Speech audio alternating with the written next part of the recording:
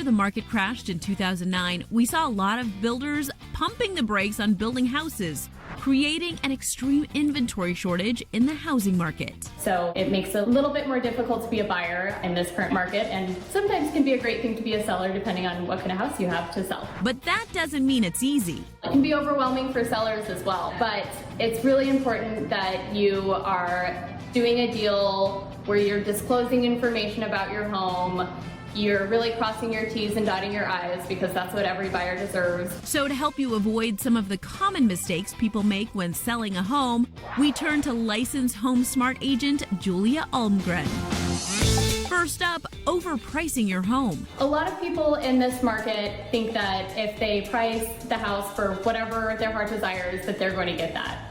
Unfortunately, that's not always the case. And you don't want your house just sitting on the market in the current climate of real estate. If a house sits on the market for even 2 weeks, sometimes buyers or buyer's agents will think, maybe there's something wrong, maybe we should just skip this one.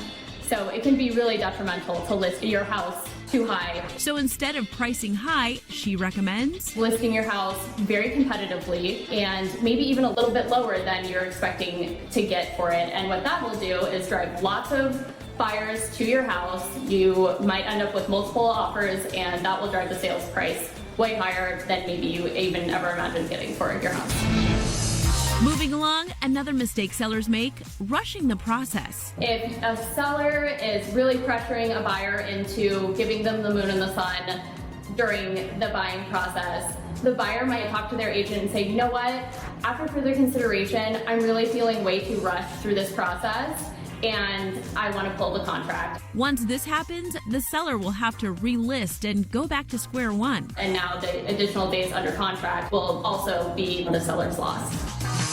And while you might be waiting for the highest offer, Julia says the last mistake sellers make is not accepting strong offers. A strong offer to me is an offer that is either at or above the asking price. But oftentimes sellers pass these offers up thinking that a higher one is just around the corner, which isn't always the case. You might end up having to accept an offer that was lower than the original offer that you had received. That's why being a smart seller is imperative in a seller's market. Both parties really need to take into account what impacts they could have on the buyer or the seller. We're learning how to sell our home the smart way.